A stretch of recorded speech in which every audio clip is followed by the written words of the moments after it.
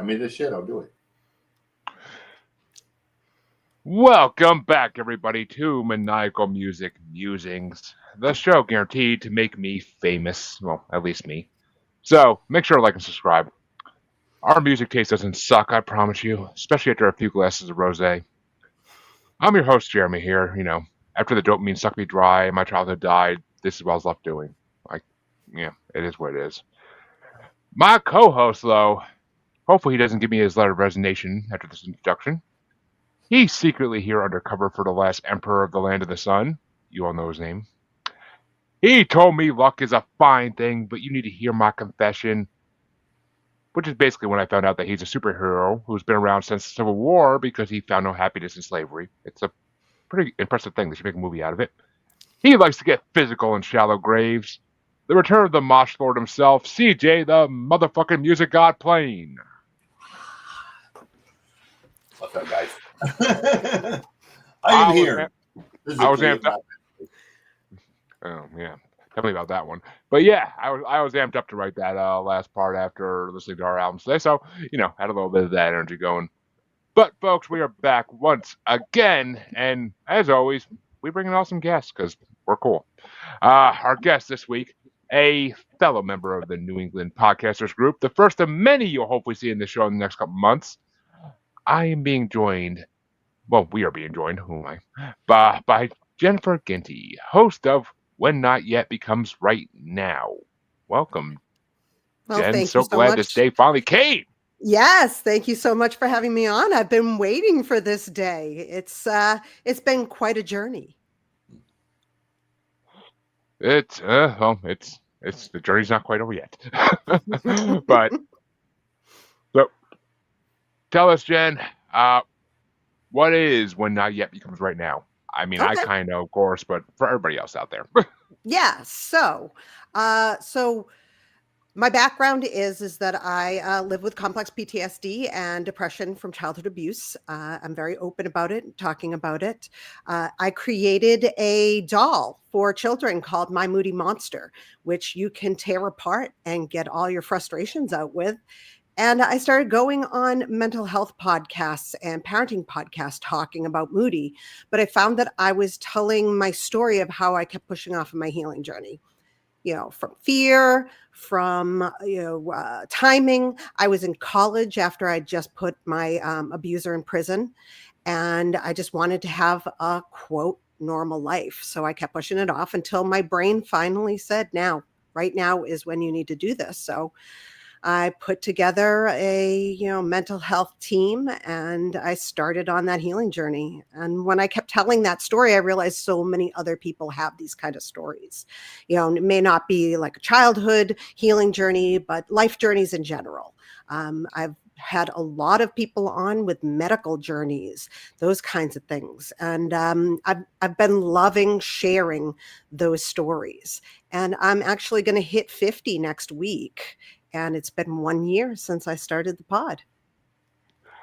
Well, 50, never would have guessed it. But, but man, and 1 year since starting the pod, that's pretty cool in its own way. This show is going on, if I could have my memory even, it's got to be 3 years now, I think. I don't really have the exact date we started in my top of my head. I'll wait for the Facebook memory to come up someday again. But it was about 3 years ago that me and my original co-host started this show. And yeah, it's been 3 years of a lot of scheduling. But yeah, it's fun. So let's get into it. I know you're dying to talk about them, and I'm dying to hear the reason why, because I've been hearing their name screamed at me for the last couple months. What album did you want to bring, and why did you want to bring it? Well, I picked 9 Inch Nails, their second, it's their EP. It was the second, quote, album that Trent Reznor put out. And the backstory to it is that I just started college and I had been, living off of Pretty Hate Machine throughout high school. And before that, I'm a big industrial fan, Ministry, Pigface, Swans, I did a lot of I loved a lot of great industrial groups. And I was looking forward to hearing what Trent Reznor was going to put out. So I was at school and I walked my ass down to Tower Records on Newbury Street. And I picked up that CD, put it in my disc, my disc man, and fell in love with the new sound that Trent Reznor had put out with it. Yeah. Well, actually, I know he's going to have more experience than me on this, so I'll let him go first. CJ, what did you think of Gen CD? Okay. I love Trent. I respect Trent. Adore Pretty Hate Machine. I like the songs on this record, but I absolutely hate the production of this record. It's so loud and abrasive. The song's just like, dun, dun, dun, dun, or like right from the beginning. There's no subtlety. It's so overpowering on the production side of it. It completely takes away from what are actually really good songs. Pretty Hate Machine has that sort of ebb and flow, and it's but this one is just and even I've always thought that, but even more so since I've started the music production and the bachelor's degree. When I hear these songs, I'm just like, ugh, like that. It's just, it rushes out at you like a train. And it's just like, dude, that's just unnecessarily aggressive on the production side. I get it. It's Trent. That's what Trent does. But, there's a lot of instances where Trent doesn't do this. And this is like this is sort of like the one thing Trent has that is just on the production side. Trent really needs to go back and kind of, remix this to a little less abrasive. Well, a little backstory on it is that the guys who owned Pretty Hate Machine and wanted a new album, they wanted another Pretty Hate Machine, and Trent was like, fuck you. Yeah. And was just like, he actually did this undercover. Like, he didn't let anyone hear it except for him and Flood. And and I think it was a lot of anger and pretty much the middle finger up at them, like, no, I'm not going to make you another, like, electronic, like, smooth move type of thing. Yeah, it reminds me a lot of one of the Skinny Puppy records, and I can't remember the name of it, but there's a Skinny Puppy record that is sort of the same way. It could come rushing out at you, like really, or I'm sorry, not Skinny Puppy, Screw is who I'm thinking of. Okay. Burning in Water, Drowning in Flame is the record I'm thinking of, and it's the same way. Like, it just bum rushes you out of the speaker. It's just really, really super bombastic, and it's just like, okay, dude, pull back on the abrasiveness just a hair. Let the songs have a little breathing room, other than just being this like cacophony of whatever they are. But I love Trent, I really do, and I love all the things Trent has not only done himself, but he's inspired in others. People, Jeremy knows, everybody who's listening to this knows, I'm a massive fan of Clayton, of Cell Dweller and Scandroid. And you can obviously see and hear the influence that Trent has had on Clayton's work with Circle of Dust and Scandroid and that. And you can hear it with Manson, and you can hear it with Pig, and with the stuff that Ogre has done, and all of these different people. So, please don't take this as me not liking Trent. I really do. No. This is just kind of a really loud, abrasive record to me. And it doesn't let the good songs really kind of breathe and be what they are. Because there's some good songs on this record after you sort of you know, crawl underneath the you know, avalanche of nasty production that he puts on this thing. So yeah, anyways, that's what I have for Broken. See, you had me all excited for a hot second, CJ. I thought the first artist you're going to name that he influenced was going to be the one I was thinking of, and then you're like, oh, and Jeremy knows I love this person. I'm like, fuck, it's not the person I'm thinking of, and I was like, god damn, how did he not put Manson first? And anyway, it just says Manson, like by and by, like it's not the greatest thing to come out of Trent Reznor. Like fucking Christ. I mean, but Manson's good and whatnot, but Manson had a whole army of stuff before Trent came along with the Spooky Kids. The Spooky Kids and all of that. Yeah. So, I mean, he had a whole huge following in Florida before Trent come along. Oh, he did, but he never would have got as big as he was and became the infamous person he was in the 90s without Trent's influence. I don't think. You know, and I disagree with that because Manson is one of them people, man, that he was controversial enough that he was going to do something. And if it wasn't Trent, it was going to be Tim Skold. It was going to be one of the guys from KMFDM. It was somebody in that genre was going to come along and see Manson and think the same thing Trent thought. Controversy sells, and we can milk this for the money that it is. So the thing I love about the whole thing with Manson, though, is that Manson could never keep up with Trent. Like if you watch the video of Gave Up, he is sweating bullets trying to keep up on the guitar with Trent. And I just, every time I see it, I laugh because I like Manson. I like his music. I mean, I don't love the guy, but the music, I always really enjoyed his stuff. Yeah, I mean, Trent's more of a pure musician. Manson kind of has always wanted to be like David Bowie. But he didn't have he didn't have the subtlety Bowie had, you know. Yeah.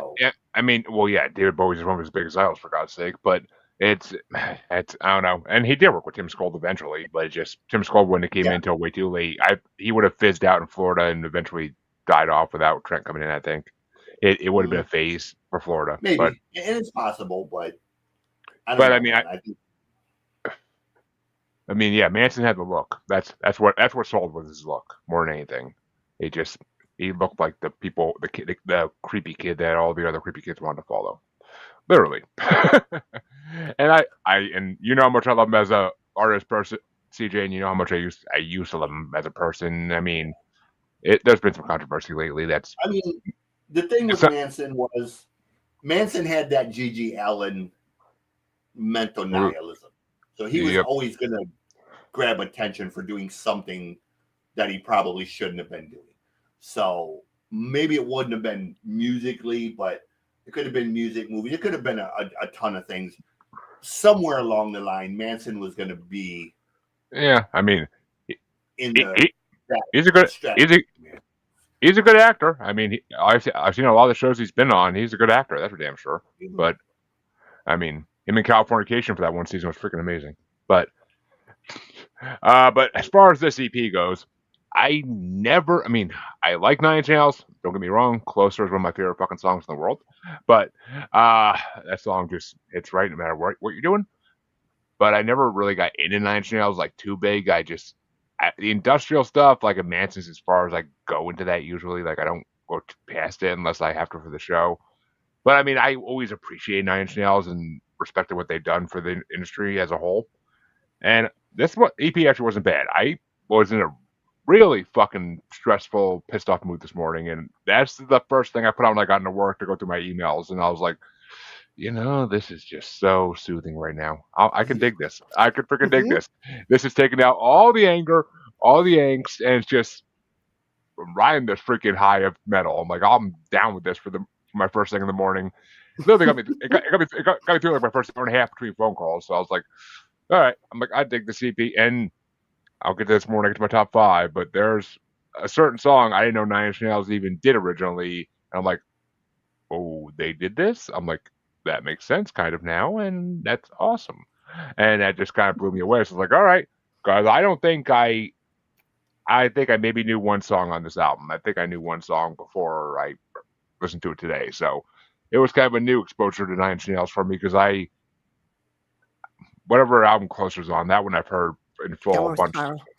Yeah, yeah, that's right. And that was the one right after, and that's where he kind of like moved into from Broken. He was like feeling out his what he wanted to do next, and then brought it into the Downward Spiral. Yeah, Downward Spiral. Go ahead, CJ. I'll show you something that, as far as Trent, I actually have an unpublished short story that I can't use because Sanctified. It's an erotic vampire story that's based on the song, and very cool. It's based on a goth club in Detroit as well, or it's based inside of a goth club in Detroit. But because of the lyrical content being part of the story itself, basically the female, the antagonist, is a vampire, and her mental thoughts when she's doing this stuff to my main character, her brain, her thoughts are the song Sanctified.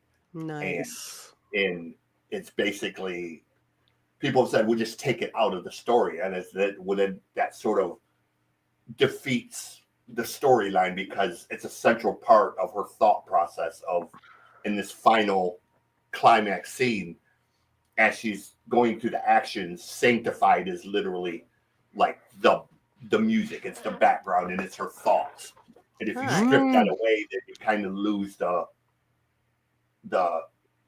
aggressiveness of the scene. So it's literally an unpublished short story because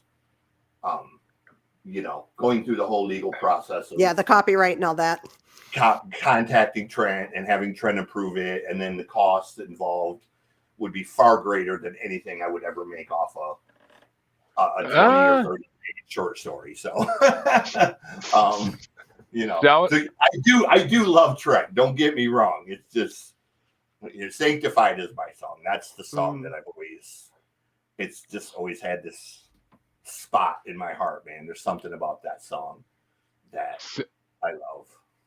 Sell it as a short to somebody doing a horror series and get them to get the rights to the song for that short. Well, that's the way you do it, as well as doing like a short film with it, because then it becomes an issue. The soundtrack. You are just using it as part of it. It becomes a song as part of a soundtrack, and you're paying for it on that level, as opposed to it being the central part of a story. Because with it being the central part of a book story, then he gets sort of 50% of that story for the basis.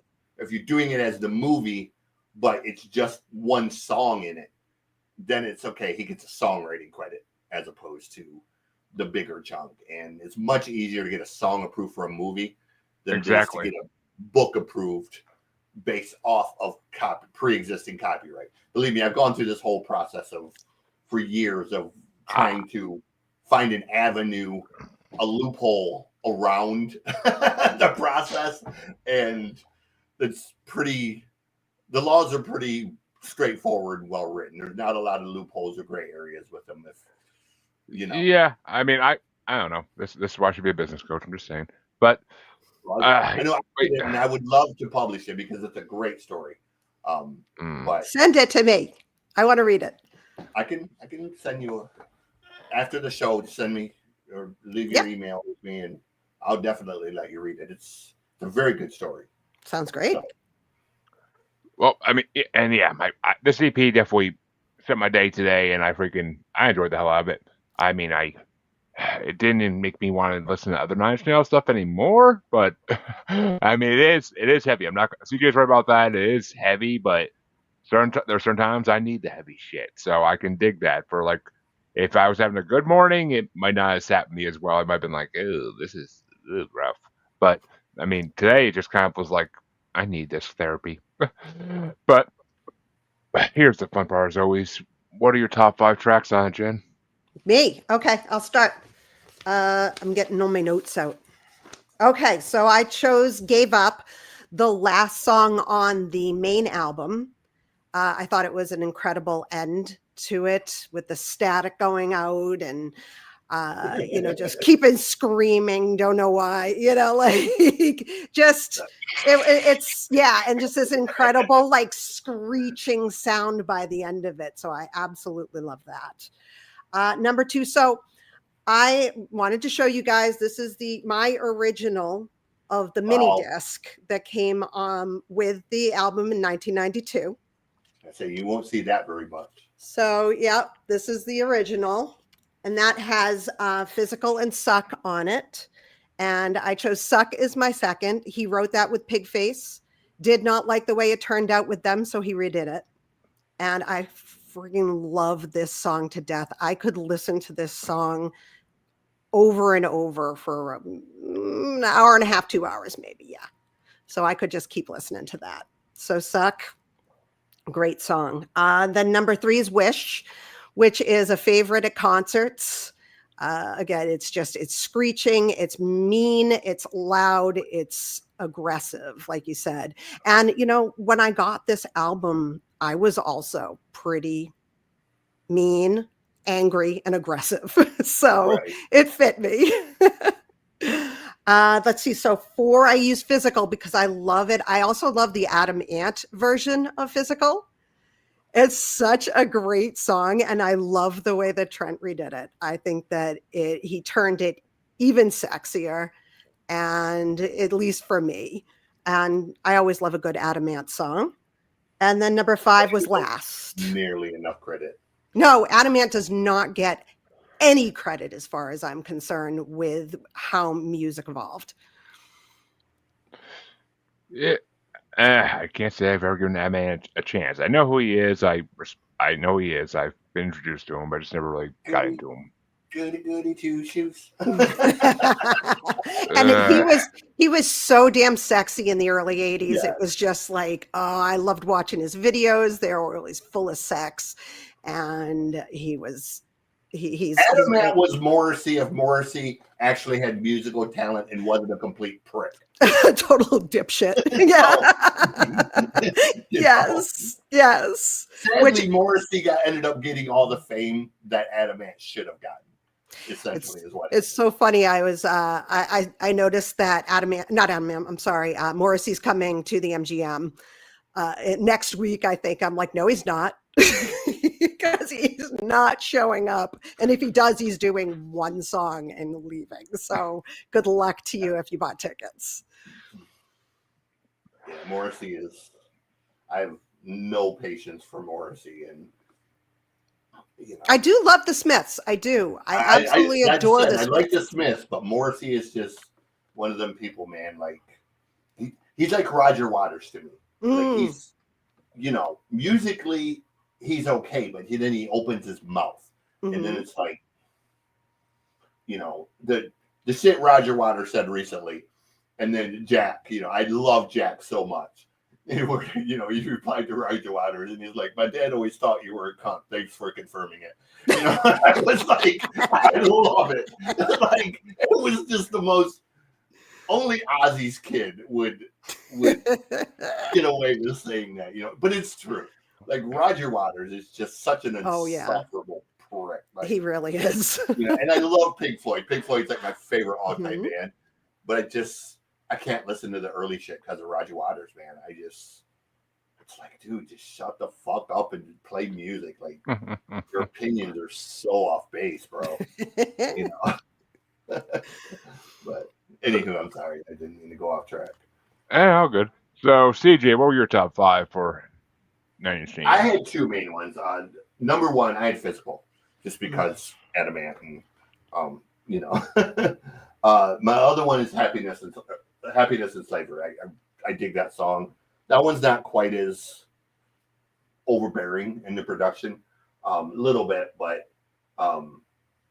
And it also comes right after Help Me, I'm in Hell, which is just like Yeah. he slows things down for a little bit. So it feels like Exactly. you've So had a chance to breathe. right. And that's what I'm saying. Like there's a couple spots on here. Like Pinion kind of isn't as bad. But then like second Pinion ends, man. It's just like da da da da da da da. And it's just like, whoa, like take a breather there, bro. Like take a breath. But I mean, I get what I was trying to do with this. I really do. And the association with Pigface makes sense because he kind of does the same thing on some of his stuff too. So it is what it is. I don't have to love every single thing. I can move along and listen to other stuff by him that I love. So, it will never diminish Exactly. the respect that I have for him. So, my top 5 on this. I mean, it's easy to get a top 5 off this because there was only like 5 real tracks on this album, so it's pretty easy. Happiness and Slavery is my number 5. That's a fun song. I feel like it's a little troublesome nowadays with that title, but it is what it is. It's a good song, and that's not what they're going for with it. I get that, so it is what it is. But I was really careful about how I wanted to use that in my intro. Just very careful about that. My number 4 was Suck. That's a really good song. I freaking enjoyed the hell out of that. I never heard that before, and that made me happy. My number 3 was Wish. And as soon as he started singing, I'm like, wait a minute. Why do I know this song? I know this song from somewhere. And I'm like, thinking about it. I'm like, no. I'm like, Satanic did a cover of this song on his Chapter 3 album. And I'm like, oh, that's where I know this song from. I didn't know it was a Nine Inch Nails song. I thought he just did it. I didn't freaking, who might know this shit? So, I mean, I was like, oh, he did do that. Okay, that's what's up. So I was like, all right, that makes this song even better in my opinion. So it's number 3. I mean, it's actually kind of cool. I actually just send it to both of you for shits and giggles at a later time. But he does like more of almost like a rap version of the lyrics though. So it's kind of like interesting.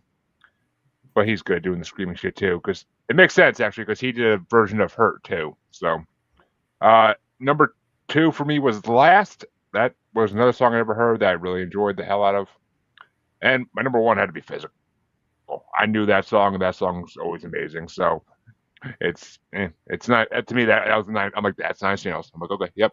I'm like, that's right up there next to Closer, kind of in my opinion. So it's I got to hear an EP I never would have heard otherwise. So I'm down for it always. Sweet. To continue on the discovery of new music today. Yes. CJ, what album did you want to bring? So I brought this one just kind of as I was interested after you brought the Nail Bite the other week, just for you to hear it kind of in comparison to that. It has a lot of similarities, but a lot of better elements, I thought. But at the same time, I am 100% fully aware that this is not going to be a record that everyone is going to like. It is a very polarizing record. Some of the content on this record is strange, weird, but almost in a Trent way, kind of like of just throwing the rules out the window and, sonically going all over the place. So I brought, he's a guy from Australia. His name is Kim Dracula. The band is Kim Dracula. The record is called A Gradual Decline in Morale. And not a record for the faint of heart. A number of videos have been banned in multiple countries because of their content. So yeah, for good, bad, or indifferent, Kim Dracula is basically what I brought for you guys to sort of be irate by this week. Yeah, Yeah, his videos would make Cradle of Filth very proud. I just want to say that, but they definitely Would make what? Would make Cradle of Filth very proud. Because I'm honestly surprised that half their videos aren't banned in most countries. But Jen, what did you think of Kim Dracula? Well, okay, I have my notes here, and I wrote, I like a good concept album. A good concept album. This one was he really did throw the kitchen sink at you. Yeah, really. And the first thing I started, the very first song, let's see, was it My Confession? I think it felt very like it started out with Red Hot Chili Peppers, then moved to Korn, then went to like some other thing, like it was interesting. But it was all really, there was no transition. It was just like in your face, like, how can I really say it? There were so many riff changes and styles that happened so fast, and I wrote down, this guy really wants to be Jonathan. Oh my God, Korn. In which the 14th song is Jonathan Davis. In the 14th song, 70 Thorns, Jonathan Davis joins him. And I'm like, Jonathan Davis is also sounding extra Jonathan Davis in this as well. So yeah, it was interesting. The influences you can definitely see. Mr. Bungle, I could definitely feel that coming from it. That's one of his major influences. Is it? Yeah. So. And they're great. I absolutely love Faith No More, Mr. Bungle. They're he's actually a huge fan, not so much of Mr. Bungle, but Phantomos. Okay. Is who he's a huge fan of. So. Okay, yeah. So for overall, I enjoyed the second half more because it felt more consistent and more. What else did I say? More consistent. And more cohesive. Yeah. He kind of toned it down at around the 13th song, Rosé, and kept it more consistent. And I started to really enjoy the album after that. It was the first part of the album that I just felt like he was trying to put way too much in every single song that he could possibly get. What can I say about this, CJ? Oh my God. Give it to me.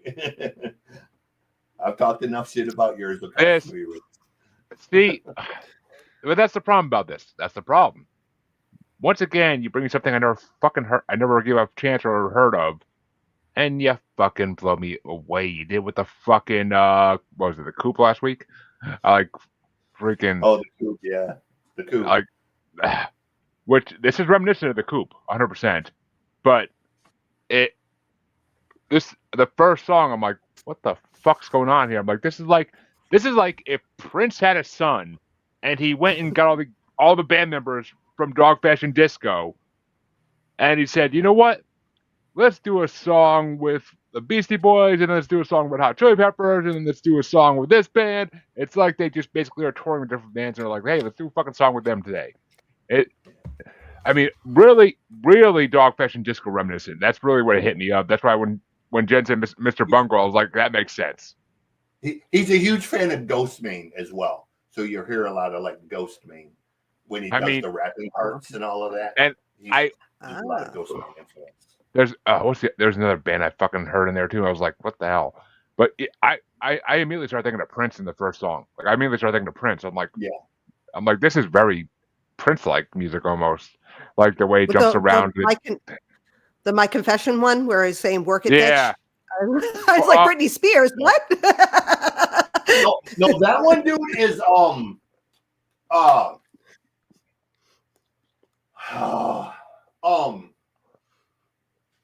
No, the first one is. The song where he's like "work it, bitch." That is through and through. That is Oh God damn it! The band that Jimmy Urine fronts. Oh fuck! I know this. I can't think of it. Don't need no water. Let the motherfucker burn. That one. You and me, baby, ain't nothing but mammals.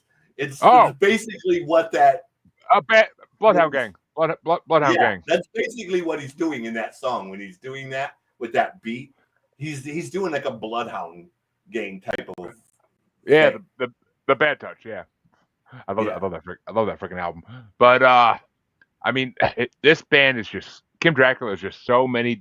It reminds me of honestly, it reminds me the most. The band I can relate to the most is Motionless in White because it takes so many elements of things I know and puts it into one music. Like so many elements. Like, and I love Motionless in White, so I freaking loved Kim Dracula. I immediately followed them on Spotify after hearing that first song. I'm like, okay, I need to hear everything else they've done now. This sounds incredible. This sounds like I like my music to be pure chaos. That's why I like symphonic metal. This is it. I like pure. I want pure chaos in metal. I want music that makes people turn their heads and be like, "What the fuck are you listening to?" So, Well, what was interesting was the very end of the album, it moved to Killdozer, and I liked that. So I was like, hey, maybe I should be listening to this album. oh, that's what I was thinking of. Dave Matthews Band. I heard Dave Matthews Band there too, kind of, and I was like, Really? like in the first couple songs, I heard some Dave Matthews Band type, like in the music more than the lyrics, obviously. But I know what you're talking about. I don't agree with Dave Matthews Band, but I know what you're talking about as far as like there's almost like that instrumentals from like Too Much, the Dave Matthews Band song Too Much off the Crash album. Like it's from that era, Dave Matthews, in my opinion. But I freaking love this band, dude. Like it freaking like blew me away. I was telling my friend at work who's like into a lot of he loves Nine Inch Nails. He was actually at the same concert you went to the other night, Jen, and he's been wearing his freaking sweatshirt since he got back from it. But I've been wearing mine too. But I'm like, dude, have you ever listened to Kim Dracula? He's like, I've heard him. I don't like him, but he doesn't like anything freaking different. He's stuck in the '90s and we'll never move on. But no, it's a valid thing, dude, because I realize this is a band that is very over the top musically, and it's absolutely if you don't have a huge open mind or a large taste for different styles of music, you're going to hear this and just be like, what the fuck am I listening to? Like, this is just a giant mess of shit.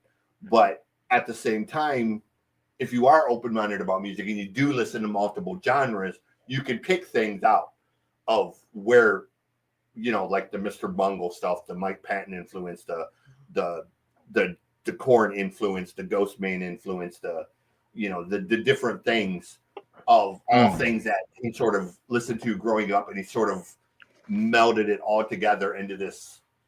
I'm happy you didn't pick your album first, because honestly, I probably would have brought Motionless in White if you did, because if I heard a sample of your music, I would have been like, yep, Motionless in White. Bring it on. Third album we're bringing on the show of them. But and I didn't bring any of them. That's the funny part. But too, so we already brought on the best album though, so that kind of sucks. But he needs to put out a new album. It's been like 3 years now. He hasn't put out an album, and I'm like, dude, you need to, you just did your best album ever. You need to come forward with something even greater. Like, come on, give me it. There's not. I want to hear him try to beat Spring the End of the World, because I don't think he can do it. But well, CJ, your album. What are your top 5 for Kim Dracula? Which is this is he is a guy, right? Kim Dracula, because I mean, I saw pictures of the videos, and I'm like, what am I looking at? I'm like, I don't like to assume genders, but what am I looking at? No, he has sort of a Danny Filth type of look when he performs with the face paint and all that. Oh, I love that. Don't get me wrong. And he's definitely a guy. I think his real name is Marvin. Really? That's great. He has like a what the hell is his name? It's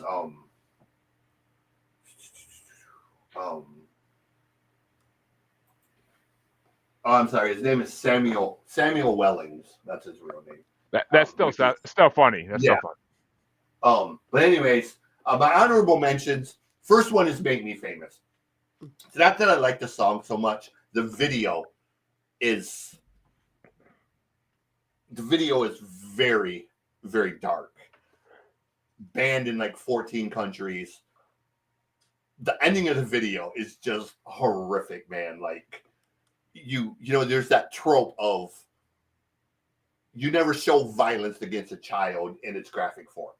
And he basically threw that out the window from the jump in this video. So while I understand the message of the song of violence in schools and school shootings and blah, blah, blah, I also completely understand why this is banned in multiple countries, because he like went way out in the left field on this video. You know, I mean, it is not for the faint of heart on the video side of it. There's a reason a lot of my favorite artists don't make videos. Just saying. Yeah.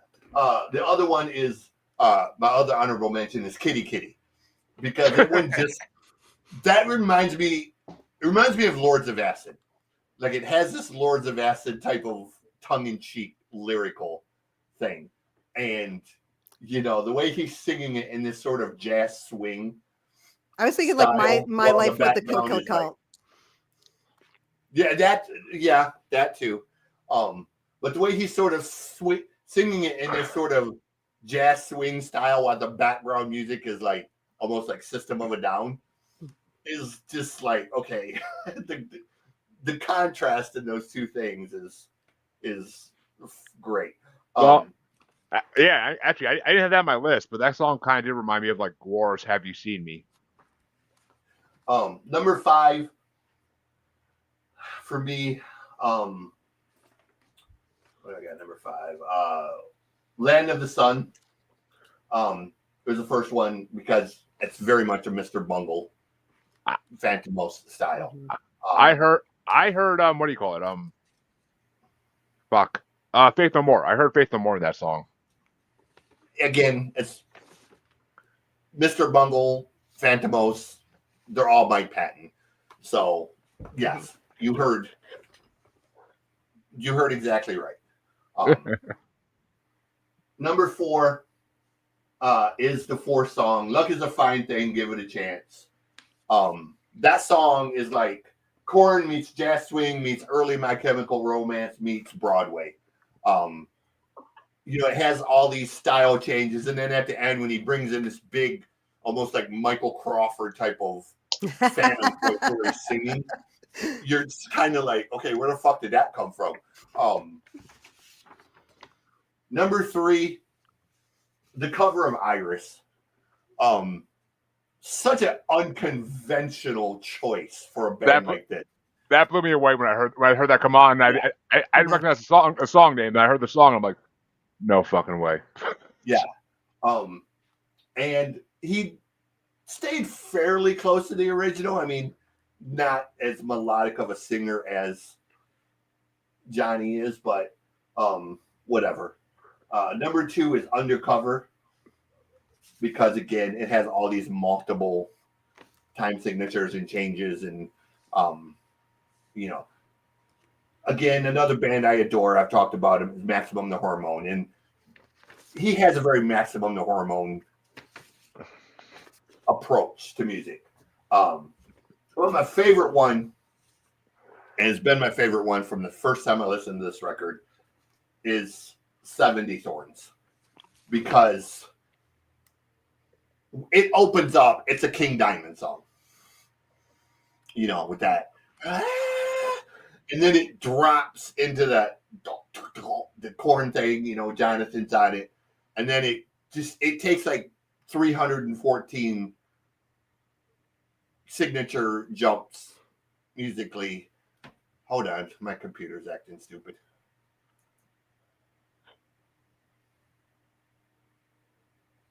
No, fucking, I'm not even using Zoom. Fucking computers. Mm-hmm. It happens. Zoom is not responding. I'm not even using Zoom. Anyways, you know, I like 70 Thorns because it, like she said, it kind of throws the kitchen sink in there, and it just has all of this chaos going on. And it goes from sounding like Korn 1 minute, King Diamond 1 minute, Cradle of Filth 1 minute, and then it has jazz swing, and it's really the epitome of this whole record, kind of in a nutshell, of just being weird and strange. Which is my kind of music. But I'm telling you, if you think "Make Me Famous" is a fucked up song, listen to Team Death playing Columbine. Holy fuck, that song will. No, I'm not saying it's a strange song. I'm saying the video is very graphic with the. If they made a video for that, I'm sure they would have been freaking martyred all over some the whole school somewhere. Shooting thing and gun violence in schools and shit. I actually brought that in the show with Harley was the guest in the show. That when Chanty was my co-host still, and I brought that Team Death album on, and they heard playing Columbine. They're like, "Oh my god!" I'm like, that song will bring you to tears if you're in the right mood. Like it's so just. Did you watch the video for "Make Me Famous"? I did not yet. If I can even, I think I did see it on YouTube. So yeah, I didn't watch it yet. I didn't have time to really watch too many videos today, except for my album. I basically watched the whole album on YouTube because it's freaking amazing. But Jen, what were your top 5 for? Okay, I'm just looking around here. So I have for number 5. What did I do? Luck is a Fine Thing. Then what? I had the lyrics on my iPad. Like I was reading the lyrics as I was listening to it, so I think it had something to do with the lyrics. Number 4, I liked Reunion and Reintegration. Yeah. Then 3, 70 Thorns. I enjoyed Rosé. I thought that was a fun one. Yes. It's a very fun one. So I really like that one. And then where's the last one? Superhero. Yeah. Yeah. Yeah, I think so. Yeah. Superhero.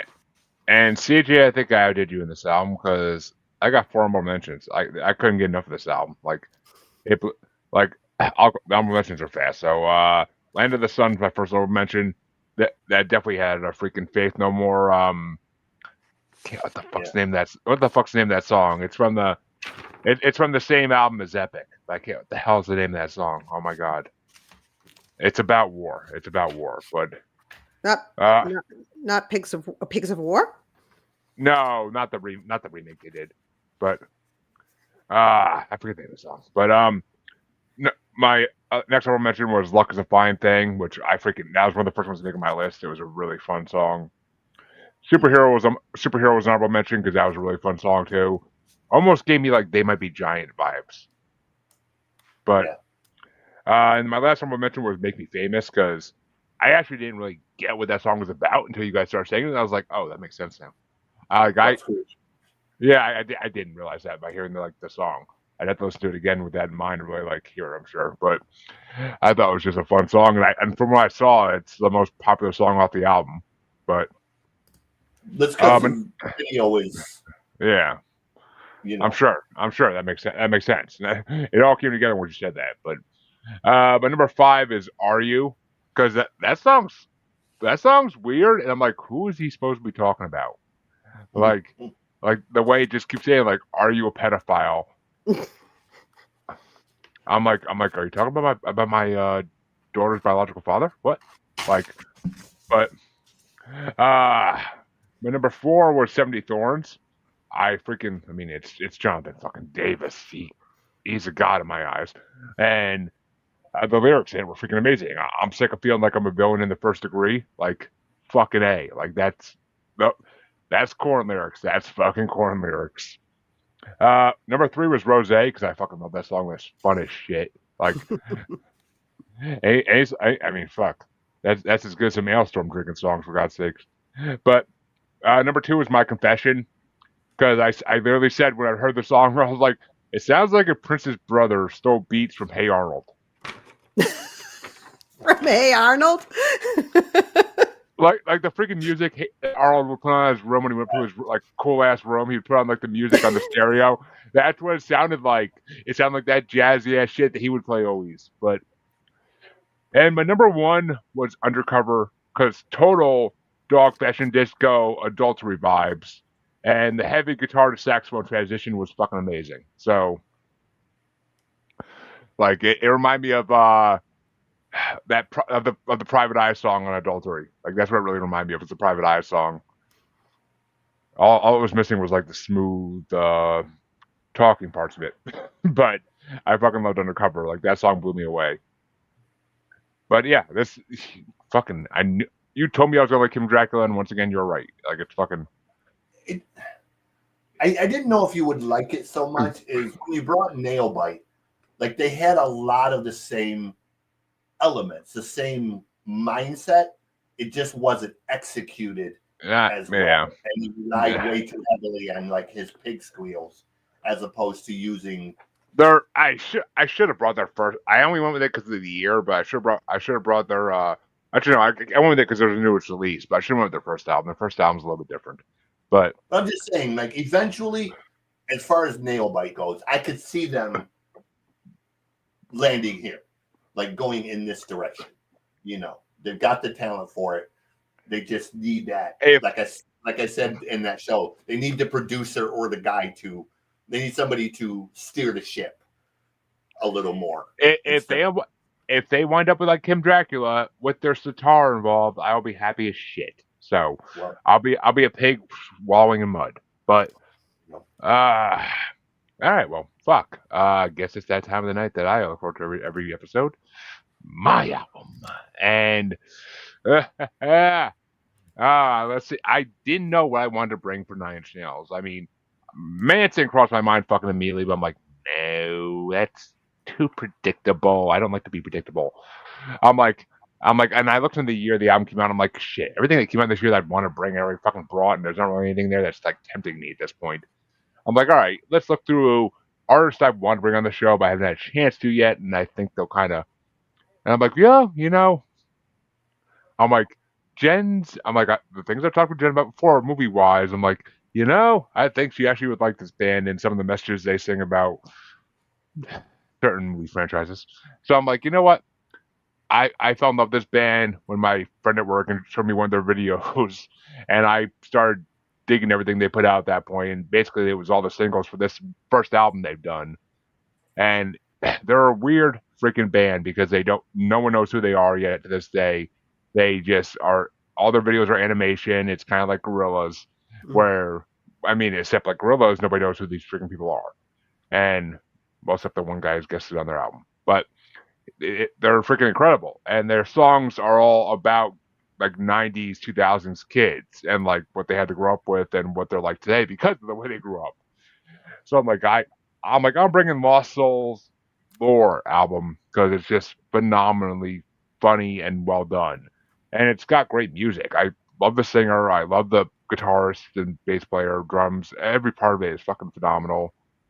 I can't get over how good this band is. I can't wait to see what else they do. I mean, they just released their first album this year. So, I mean, they're not going to be putting on their album probably at least for a year or two, but still, it's so freaking good. And I couldn't get enough of it. I'm like, I got to bring it on. I'm like, I've been saying I was going to bring it on for months now. And I'm like, I finally have a chance to bring it on. I think it'll be appreciated. I'm doing it.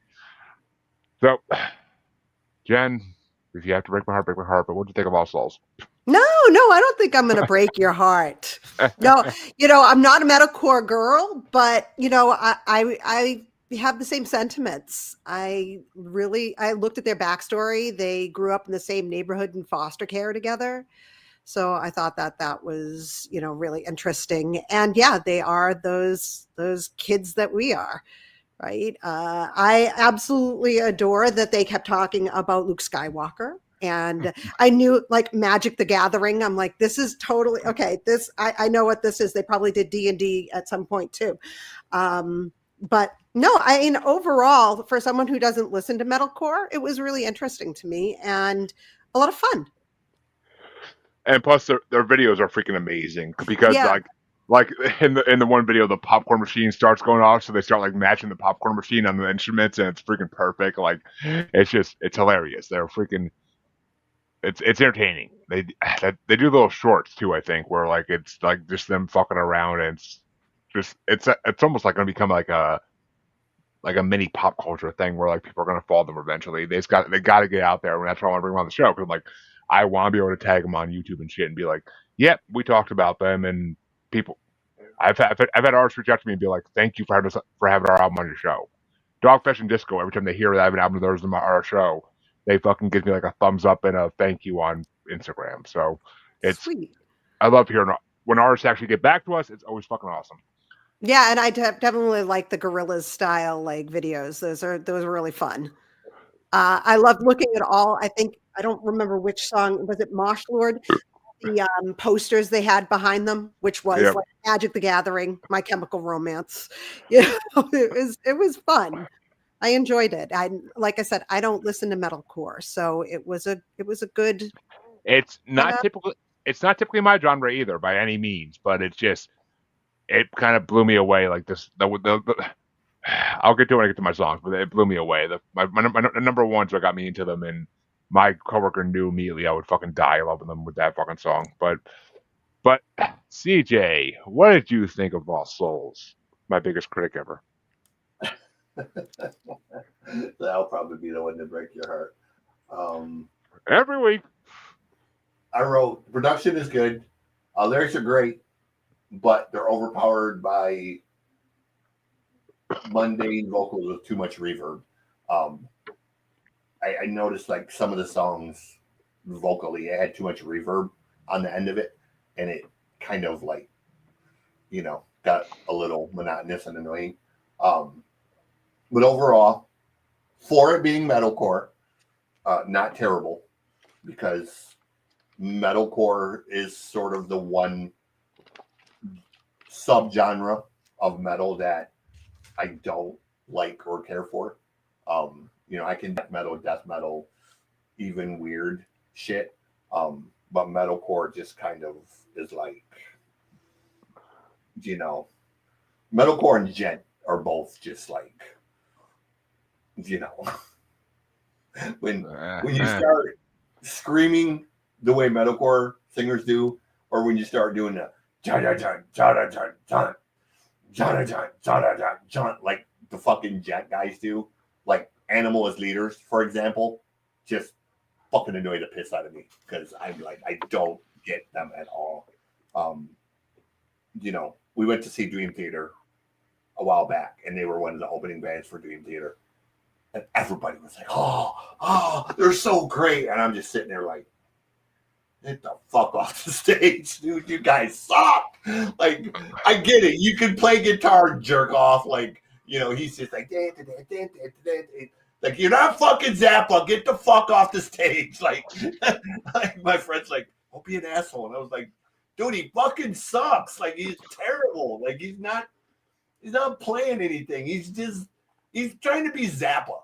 He's being weird for the sake of being weird, And I couldn't wait for them to get off the stage because Devin Townsend was the other band, and I waited 30 years to see Townsend. So I was like, get the fuck off the stage. I want to see Devin, dude. Like, my buddy was there for Dream Theater. I was there for Devin. I was like, I didn't give a shit about Dream Theater or fucking Animal as leaders. I was there to see Devin. I would have been there for Townsend and Dream Theater. Fuck, that's like a dream concert. But yeah, it was, and I'm. Oh my god, he was so fucking. But anyways, I love Dream Theater. I love Dream Theater. Production is very clean on this. I'll give him that. Other than the vocal reverb thing, tone that down a bit. The two singers thing throws me a little bit. Well, there's only two singers in one song. The rest of them, like the guitar players and the bass players, go back and forth. Is it the same guy doing clean vocals and the other one? It's the harsh vocals are the lead singer, and then the clean vocals are the bass and guitar player doing like backup vocals. Like okay, that's what I'm saying. They go back and forth between like the Linkin Park thing and then the metalcore. That's what I And- kept thinking was the Linkin Park thing kept coming in on it. Well, Yeah, and mean, to me, I it was like, wish. pick I a wish. genre. You know, that's what If, I kept thinking. I kept thinking, pick a genre, pick a genre. well, Like, I'm not gonna lie. I am a huge Linkin Park fan before Chester died. I refuse to listen to the newest album. I fucking refuse, because you cannot replace Chester. I don't care who the fuck it is, unless you're gonna get someone I know that's famous and is really good at what they do. You're not replacing Chester. Like, no, not with this chick that can't sing for shit. I'm sorry, I mean, no. she can sing. It's just It's not Linkin Park. It's not Linkin Park. Like, change she's the got name. she's got that very Lacey Sturm type of voice. It's that very middle of the road, Yeah, modern female voice. It's not fucking Linkin Park. I've said it a million times. Hashtag change the fucking name. Like, don't try to be Chester and fucking Mike. You're not gonna be. Like, it's not. You can't match Chester's fucking screams and his fucking even his clean vocals. You can't match them. I give her a lot of credit. I with due respect, I give Emily a lot of respect solely based on the fact she has walked into a nearly impossible situation. Oh yeah. Well, it's kind of the same as Alice in Chains, and then Nancy Wilson comes in. But Nancy Wilson, I mean, her vocals are incredible. So right, but it's like, you're gonna get those situations. Brian Johnson, when he took over for Bon Scott, you're gonna get those situations where you're never gonna live up to the hype or what preceded you. So you just gotta do you, and you're either gonna win them over or you're not. I mean, But you can't dwell on it. Like, you just gotta do it. It's funny. I see those polls on Facebook all the time where it's like old Linkin Park, new Linkin Park, and everybody votes for old Linkin Park. Nobody votes for new Linkin Park. Like, it's not gonna happen. Like, it's not gonna fucking happen. But Stone Temple Pilots has a new singer. You don't hear about them because I mean, God. you're not Sabbath. You can't replace a singer and still be as amazing. Like, it's not gonna happen. Alice in Chains has got a new singer, and really? Alice in Chains. William Duvall, but he's just a singer. Like, he's not Lane. You know what I'm saying? Like, he's never going to be Lane, and he'll tell you, "I'm not trying to be Lane." Well, good, because you're not. Like, but nobody can be Lane. No one. Skid Row, when Sebastian left and Johnny took over. Johnny was a very good singer for what he did, but he was not a Skid Row type of singer. He was much more of a. You're not being Sebastian Bach. He was much more of a. No. He was much more of a junkyard, Tora, Dangerous Toys type of singer. I will say I love Sebastian and Charles Rock voice, but so all right, for this album, for my album, the last album of the night, I had less honorable mentions than I did for CJ's album, so that's saying something. But there's also less songs. But my first honorable mention was Mosh Lord. I love the guest spot by, I forget what the hell his name of his band is, a Ghost Within or something like that. But I love that I love the two of them in the video together. Like, they're so freaking good. And the other album I mentioned has Shallow Graves. It's a really good fun song. My number 5 is Letter of Resignation, because it's got like the video especially has like an Office Space feel to it. Like, it's kind of like Lil White and Jelly Roll did with I Don't Give a Fuck. Like, it's kind of like that. Like, it's just like, I don't give a shit about this job. Like, this job is fucking shit. Like, it's just, here's my, I mean, honestly, if I ever quit a job, letter of resignation, I'm going to fucking blast on boombox as I'm walking out the office. But my number 4 was Like and Subscribe. That video is perfect for this day and age. Like, stop making idiots famous. I agree with that 100%. Yeah. Like, you think you're special, you're not. But my number 3 is Dopamine. I'm never on time and I don't need to be because I'm a motherfucking hit machine. Like, I fucking love that lyrics. Like, that is perfect. And I mean, it's true. Our generation was spent so much dopamine towards our teenage years that it takes a lot to amuse us nowadays. My top 2, yeah, they're going to be my top 2 regardless, always. Number 2 is The Return. just because it's basically a worship song of Luke Skywalker. Like, and the Mandalorian fucking reference, like, he even did a flip with Grogu on his back, just like he did with Yoda. Like, it's just fucking, I love it. I love it. Like, the fact that they actually mentioned the Mandalorian, like, in their fucking song, it makes me smile every time. And my number one is the song that got me into them, and that's Childhood Died. When a Jedi died from being tired. Like, it just made me die laughing the first time I heard it. And the fact that they scream Kylo Ren's a bitch. Like, it's like, yes, thank you. Thank you. Like, this is the way we all of us feel from our generation about the new Star Wars movies. Like, thank you. You fucking nailed it. Hammer on the fucking head. Like, there's nothing you could say more perfect than what you said in that song. And I mean, to write a whole song around the new Star Wars movies is just like they won me over with that. Like, I was gonna listen to anything they did after that point because it's just these people get me. They get me. They get my generation, and not many bands can say that anymore.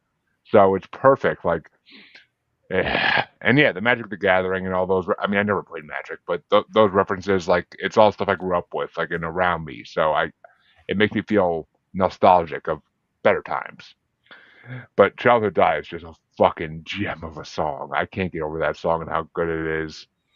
Like, I can't believe I didn't cry when Han Solo died. I should have cried. Like, it's true. I should have fucking cried when Han Solo died. It was a fucking horrible, horrible way to kill him off. Like, I mean, I get it. It made sense in the movie, but it's a horrible way to kill him off. Like, Jesus. Don't let his bitch ass emo son kill him off. Like, it should have been Snoke or fucking the Emperor. There's certain endings in movies that it wasn't even an ending. It was just like the fucking middle of the movie, and they fucking kill him off. Like, it's like, God damn it. I finally got to see Clerks 3. I haven't seen it yet. Don't ruin it. No spoilers. Okay. Because okay. I'll shut up then, because I know the main storyline, but don't ruin it. It's fucking but yeah, I mean, the fact that Han Solo died in the middle of a fucking movie, not even by like a real villain, but by Kylo fucking Ren. Pissed. I mean, DJ doesn't like space movies, so I know he's never seen any of the new Star Wars. So I know he doesn't get these references. A single Star Wars or Star Trek movie. I did, but I just didn't get into them, and I don't watch any of the Disney stuff. So it's worth a watch once. I'll say that much, but that's about it. It lost me with space movies when I was forced to watch 2001: A Space Odyssey. Oh, I was telling my son that is the worst movie. I can't stand that movie. That is one of those movies that does not hold up to their fucking fame at all, and it's horrible. No, dude, it's terrible. I still remember my initial reaction is, when is this fucking thing gonna end? The first 5 minutes. The first 5 minutes are the only good part. But I'm just saying, like, it's one of the movies that's just entirely too fucking long, and that's the thing with sci-fi. They're just too fucking long. But if they're good, like the original and prequel trilogy of Star Wars, they're worth it. But not the fucking sequels. No. I'll take your word for it. But Jen, what were your top 5 off of Lost Souls album? Okay, let me find these. Okay, top 5 was Childhood Died. I do love the whole Star Wars Luke Skywalker thing. That was hilarious to me. I loved Boosters or Plastic Crack is number 4. Talking about it's like chasing the dragon, but literally. I love that. The Return is 3. Just the utter disappointment in it is just so good. Then let's see, what else did I do? Well, no, the return is not about disappointment. The return's about he's been waiting 30 years for it. Yeah, and it's pure happiness because like we waited. Yeah, like they even say, like even though it was a deep fake of the real Luke Skywalker because it was Mark Hamill, it was still like amazingly done, and it was what we wanted, not the bullshit. Not the bullshit Disney gave. I loved. I wrote that down too. When did deepfake look so fucking clean? That was great. Then number 2, Letter of Resignation, because I just absolutely loved this flaming bag of shit's my resignation. And then number 1, Mosh Lord. I really enjoyed Mosh Lord a lot. Just the sentiment in general, and then some dicks to kick. And then at one point he goes, "Oh fuck," because he got kicked in the stomach or something. I really like that one a lot. Mm. And CJ, what were your top? What number you had? So one of the reasons I wrote the lyrics are great. I'm because of my brain injury, I'm terrible at remembering like sets of lyrics. But I remember a lot of what you guys quoted. You know, it had some pretty tongue in cheek, cool lyrics. So the two that I have written down, I have Remember My Name. And then I also have Shallow Graves are the two that musically kind of jumped out at me and I thought were cool. You know, sadly, I have a really hard time remembering lyrical content. Unless I listen to something like a ton of times, then it'll stick with me. But one of the things from my brain injury is my short-term memory is just completely fried. So if the lyrics haven't been with me for 30 or 40 years, I probably won't remember them. Did you watch any of the videos, CJ? I gotta ask. No, I didn't get a chance to. I barely got this finished before the show started. It is such a chaotic week that, you know, it was one of them things I was rushing to kind of finish. Yeah, I get that. I mean, if you get a chance, go check them out because they make the songs so much better when you see the actual videos. I'm sure it sounds like they probably will. So I may actually just jot it down and maybe do some reactions with them. You should. Sounds like I might do some fun stuff for reaction videos. So, 100%. They do. Actually, there are some reaction videos out there already for them that are fucking hilarious. So it's. I'm not a fan of reaction videos typically, but I do once in a while check them out for like Stardust and stuff like that because I want to be blown away by the amazingness of certain artists. But which, Jen, if you ever checked out Stardust, me and CJ both recommend Stardust. But Stardust, okay. Stardust, yeah. Israeli symphonic metal band that's fucking phenomenal. Oh, okay. Very cool. One part Nightwish, one part Dream Theater. Yep. Basically is. And the singer has one of the best voices I've ever heard. She's amazing. Oh, fucking. I was just listening to My Haven the other day and I was like blown away by like how she makes like pop songs sound so fucking good. Like it's just and the happiest bassist you ever fucking see in a music video. I swear to God, every song he's in, he looks like he just snorted so much crack. Dude, so I don't know if you've ever been to Prague Power. I go every few years. It's this music festival. They do in Atlanta, but they announced, my buddies go every single year and I go if there's enough bands, but he's like, dude, you're going next year. And I was like, who you got playing? And he's like, dude, there's 4 bands on this that you're absolutely gonna come see. And I was like, okay, who? He goes, the number one headliner is Evergrey.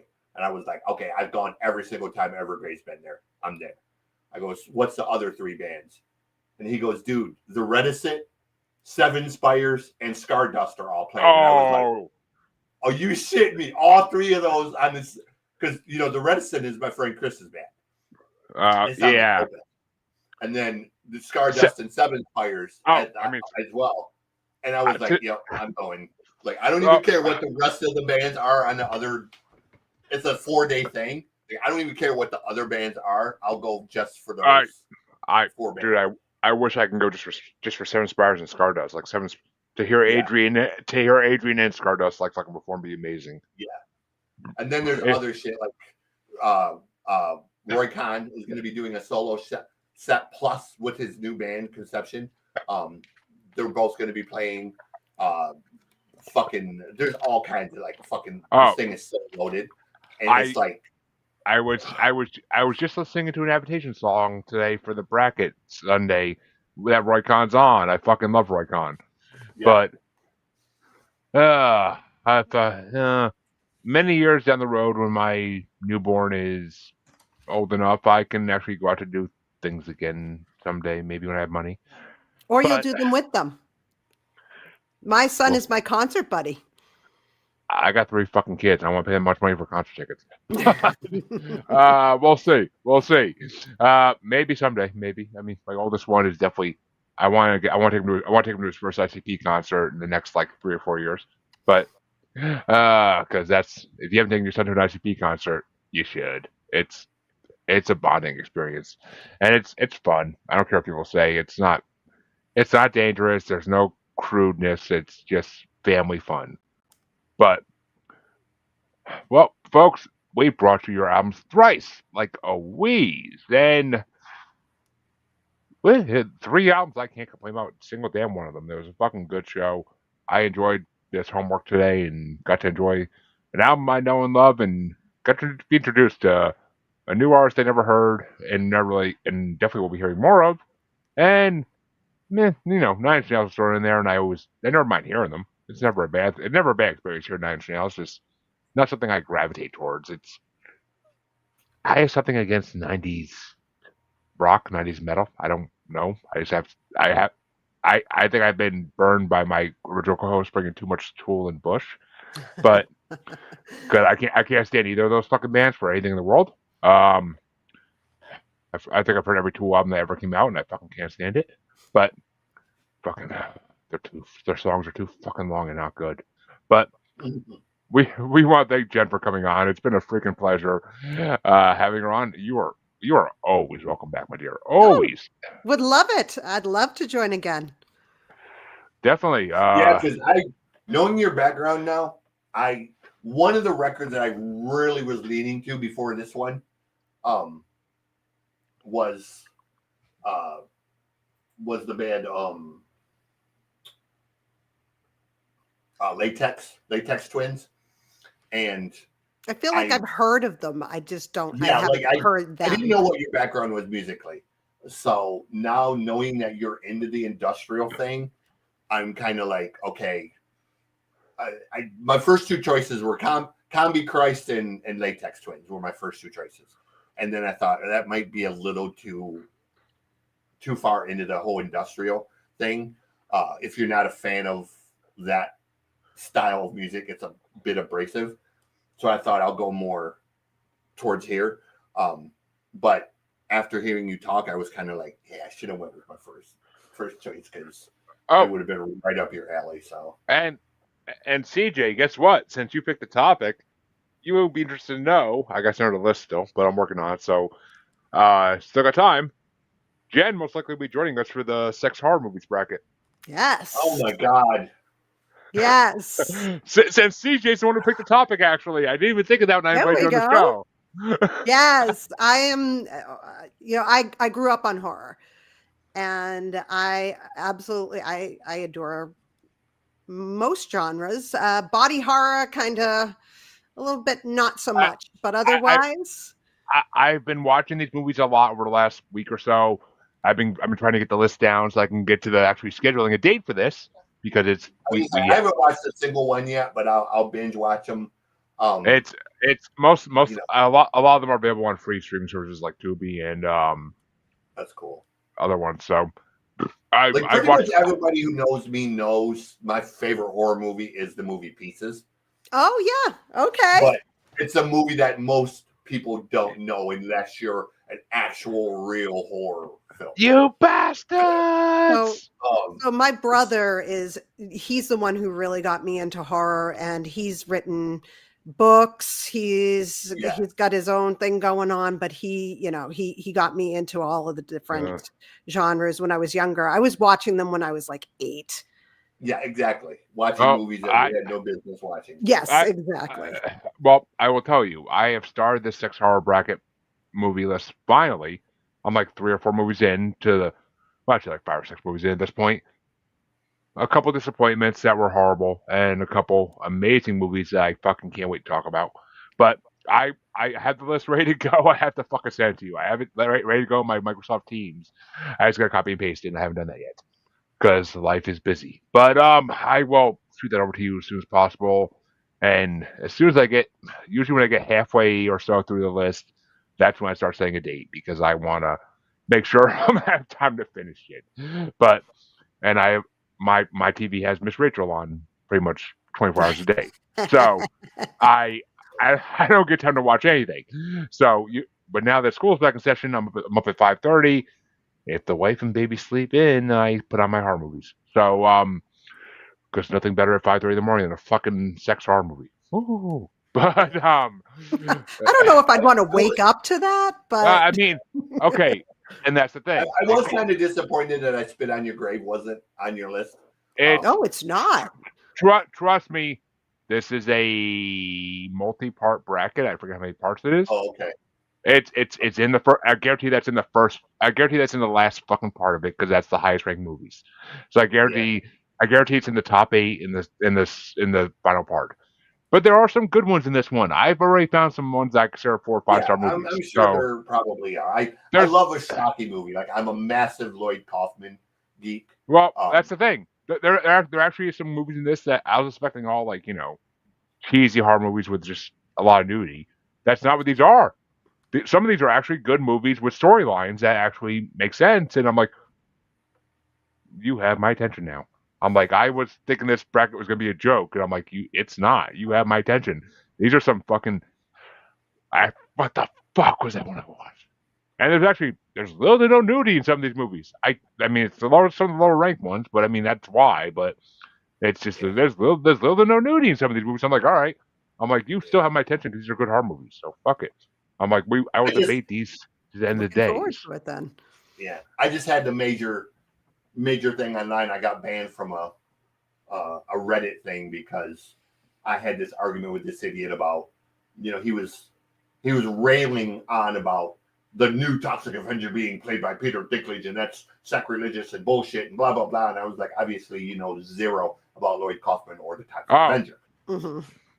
And he's like, "What do you say that?" I was like, "Because if you know anything about the Toxic Avenger, the original storyline for the Toxic Avenger, he literally was a fucking dwarf.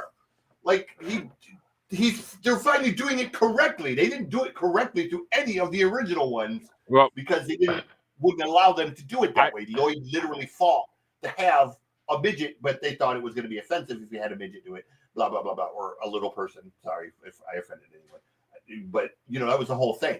Like, they're finally getting it correct. Peter is who should have played it from the get-go, or Warwick Davis or somebody like that. It's actually go ahead. It's actually funny because the guy who made those movies, who was the producer, he was on Comic Book Men years ago. When Comic Book Men was on TV, and that was one of the funniest. That was one of the funniest fucking episodes of Comic Book Men when he was. I've interviewed Lloyd. Lloyd is he literally what's most awesome people. What's the name of his company again? Trauma. Yeah, okay, I thought so. Yeah, because he literally came onto the set of Comic Book Men with multiple women in bikinis, like behind him doing a Congo line, like chanting Chroma. Like, it was fucking classic. But I just remember seeing them on the video as they came on. I think it said Trauma Video on it. I could just picture it from the beginning. But Lloyd is a character. And I'm such a Trauma fan. People don't know it, but a lot of my music reactions, a lot of my podcast stuff has Easter eggs to Lloyd in them, and the colors and the things I say, and people don't even pick up on it because they're not that big of fans.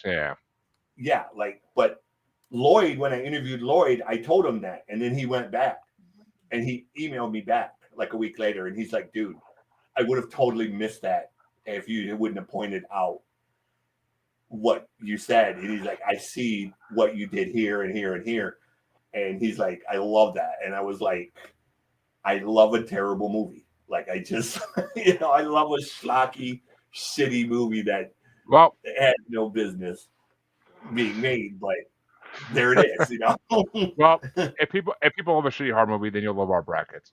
But we watch plenty of them. Trust me, I have plenty of 1 stars I've watched and had to sit through. I fell asleep during they're one of the newer sex horror movies, and I was like, oh my god, like I expected good things out of a newer one. And I'm like, they literally give a warning in the front of the movie, like, warning: this movie depicts scenes of sexual trauma, and basically, like this shows this movie's about rape. Like that's basically what it said. And I'm Yeah. like I expected it to be like fucking like I Spit in Your Grave or like that type of movie. Nope, nope, nowhere fucking near that. I'm like, I still wow. remember seeing that movie for the first time, and I'm like, not I'm like, realizing. Yeah, I think I saw that one a little too young. Right. No, I'm like, going into it, no idea what it was I'm, about, and then you're halfway through it, and I'm Yeah. like, I'm like, why give that warning if you're not going to actually show any scenes that actually depict anything, or what? I mean, just because the idea is there, and I mean, yeah, this woman gets her revenge. Like, fuck, it's a good revenge movie, but it's nah. I mean, it's all it is. It's a good revenge movie. I mean, if you want to see a woman chop a guy's leg off, it's a good movie. But other than that, like they don't. Or if you want to see a guy's erect dick for a good 5 minutes, then sure. But I'm like, this movie has no nudity besides that, and like one pair of tits for like righteous five. gemstones. Right, just jumps. No, Yeah, every single episode had a dick out. no, Last I, season, man, you I could really, tell I, Walt was like, having entirely like, too much fun. like, like 3/4 of the way through this movie, I was literally looking at the other letterbox reviews just to see what people thought of it, and I'm like, one of them's like, oh, so they gave this guy Viagra so he could have a fucking erect dick for 5 minutes straight. Okay, good movie. And it's like, yeah, that basically sums it up for you. But we'll get to that when we get to that bracket, folks. There's so much to talk about in that bracket. It's not even going to be funny. Well, besides talking about the witchcraft movies, that might be funny. But Jen, where can Yes. they find where can they find you? Where can they find your podcast and everything about you? Yeah, they can find me at When Not Yet Becomes right now. It's like I said, I've just hit a year and I'm excited to keep going, telling people stories. And you can find also, if you want to find my Moody Monster here, you guys haven't probably seen him. So this is Moody. I've seen them, but And yes, yep, Moody, you can rip them apart, get all that frustration out. If you have, I use them every day, especially during like I, some Zoom meetings where it should have been an email. Uh,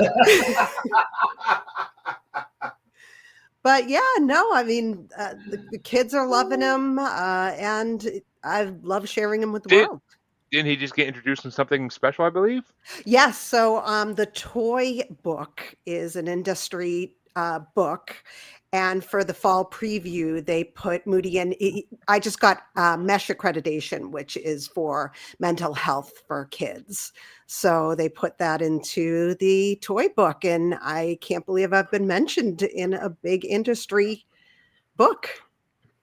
Well deserved, and I see Thank all your you. LinkedIn. I see all your LinkedIn posts, so I know all about my Moody Monster, and I 100% support it. Thank you. Might have to get a couple from my kids. I'm just saying because they are pretty moody, especially my oldest son. I don't quite get that one, but okay. Um, well, my only son, I should say.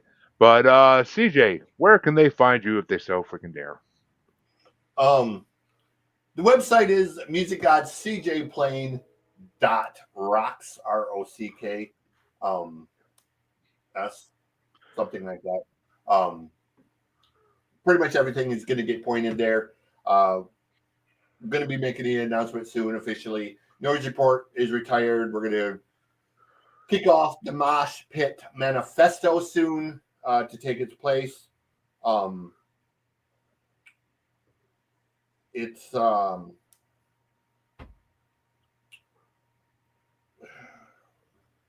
lost my fucking train of thought. New books coming out this year. We have the horror comedy. All Men Are Cremated Equal. It's basically Van Wilder meets Texas Chainsaw Massacre. And then, of course, we have the hair metal books. The Woulda, Shoulda, Coulda, 101 bands that should have, could have, and would have been famous if not for whatever reason. All of your, Tora Tora, Spread Eagles, Stark Island, Sea Hags, all of those type of bands. No Dawkins, Bon Jovi's, LA Guns, Guns N' Roses, any of those bands. that's pretty much where. And for those of you that are interested, my buddy is on TikTok. He has a great Gen X shirt that everybody needs. I love that shirt. I just recently saw it and I need that. Yes, I need like T-shirt. 314 of those for every day of the week. In different colors. Yes, it's just, That's your buddy's design? It's one of his designs. He creates. That's incredible. He has his normal stuff. He does QR codes, and you can like scan the QR code, and it's everything from a middle finger to the Trump dance to a Rick roll. There's all kinds of different ones, so you never know. I have a ton of them that I wear, and I always get a kick out of people that will walk up and scan the code on my shirt and then be like, "Oh, mother," because it'll be like the Rick roll one or the Trump thing or just whatever, like just something normally to piss someone off or whatever, just to be Gen X, basically. My buddy, he has a t-shirt company, and all of his t-shirts are basically designs that are inappropriate in some kind of way. Always good. My kind of guy. Kind of guy. Yeah, they're Gen X t-shirts, basically, is what they are. They're, like you said, that could have been an I think he actually has a t-shirt that says that could have been an email. So that's why I laughed so hard when you said that, because been there, done that. Yeah, I think everybody has these day and age, but that's for sure. That's for fucking sure. But folks, you can check out your musers on Facebook as Squatchy Largefoot, on Twitter and the Gram, fuck X, Twitter and the Gram as at Juggalo Bastard. You could find us on YouTube as Maniacal Music Musings. The only place to see everything we've ever done is on YouTube, because you change your podcast host one time and you lose everything. So yeah, but YouTube, check it out there. We're also available on all podcasts if you want to see the latest and greatest. And come back next week for what is already guaranteed to be a fun episode. Guess we'll see. But I know CG already gave me a big to it. But yeah, and yeah, not a fan of them. I'll get through it, but not a fan of the artists. We'll talk about those fields of gold next week. But and also come this Sunday, not this Saturday, because the fucking person who picked the bracket is pissing me off. But this Sunday, the third part of the Avantasia bracket. It's been a fun bracket so far. Let's see if it continues. This playlist is fucking phenomenal, so I can't wait. But come back this Sunday at 7 p.m. Eastern and check that out. Until next time, folks, your musers are out. We gave you a long one. As she said, be happy with that. And we want to thank our guest, Jen, for coming on. Have a good one.